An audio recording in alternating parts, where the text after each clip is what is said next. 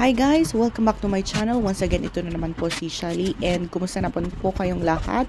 So, as you can see sa title ng video na ito, it's about Balikbayan Box. So, i-share ko sa inyo kung paano ba kami nagpapadala at ginagawa itong Balikbayan Box. So, sa video na ito, this is one of my day off and ang isa sa pinakamahirap na gawin pag magbabox talaga is yung paglalagay ng tape sa box. So, hindi ko siya one day na ginawa. So, sa isang day off ko, tinape ko na siya. So, as you can see, base pa lang yan.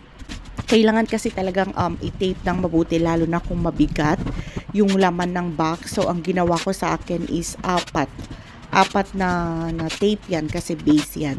And then, yung pinaka-reason kung bakit ako magbabox is ito talaga kasi nagsaktong nag-sale yung 3 wishes ng mga kaldero, and yung brand na ito, Sultam, is isa sa mga magagandang brands talaga dito sa Israel pagdating sa mga kaldero, kawali, ganyan. So, di ba? Hindi naman siguro na paghahalata yung age. Maano na sa kaldero, ganon. Pero anyways, ayan, so chine-check ko kung okay naman yung loob kasi syempre i-check kung yung mga takip ganyan kasi mga glass yung takip niya. And so far, so good. Okay naman yung takip niya. So, ang ginawa ko dito is tinanggal ko yung mga karton. And as you can see, may mga space, diba?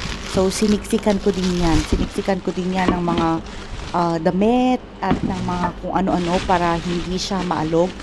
And, syempre, hindi ko na pinakita kung paano ko tinape itong box na ito.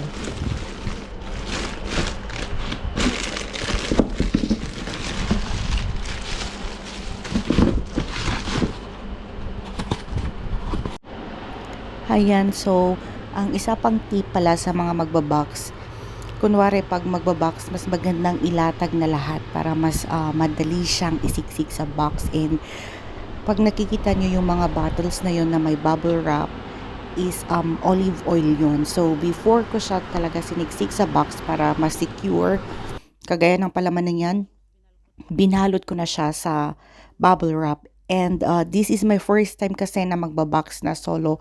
Though nagbox na ako nung last, pero kasama ko si Ate Vanessa, and siya talaga yung parang nagasikaso ng box. And so parang technically this is my first time na magbabox. So yung pinaka base, nilagyan ko lang siya ng cloth para at least mas maganda na ma-hold yung mga things na ilalagay dito. And alam nyo ba, ang hirap talagang mag-box, lalo na sa amin kasi nakatira ako sa flat, or yung flat namin is 3rd floor. So yung flat namin is sa old building, walang elevator. So lahat ng mga gamit, ganyan, unti-unti ko siya, hindi ko siya one day na pinalengke, kundi unti-unti kasi mabigat talagang iaakyat pa yan sa 3rd floor, yung mga dilata and so on. Pero syempre, iba naman kasi 'di ba yung feeling ng makakatanggap ng ating box, yung saya. So, at alam naman natin na ang Balikbayan Box is full of love. Syempre, yung effort natin na nilagay diyan, yung love natin na mapasaya yung ating mga pamilya. So, hindi ko na in-extend itong box kasi pwede siyang i-extend na hindi mo siya i-close ng yung gamit yung takip niya. I mean, basta ganun, siguro na-gets nyo naman na. Pero anyways, magkano ba yung padala dito sa box na ito? Itong box na ito, tapos yung nakita nyo na karton ng mga kaldero, is nasa around $100 if I'm not mistaken. So, ang bayad ng box is magkakaiba. Hayaan nyo guys, next time mag-vlog ulit ako pag gagawa ko ng Balikbayan Box para mas detailed naman. So, thank you so much sa panonood, and I hope na may natutunan or na-enjoy nyo ang aking video na ito. And please, don't forget to click the subscribe and like button na rin. Thank you so much, and I'm gonna see you again on my next one. By the way, Happy New Year pala sa ating lahat.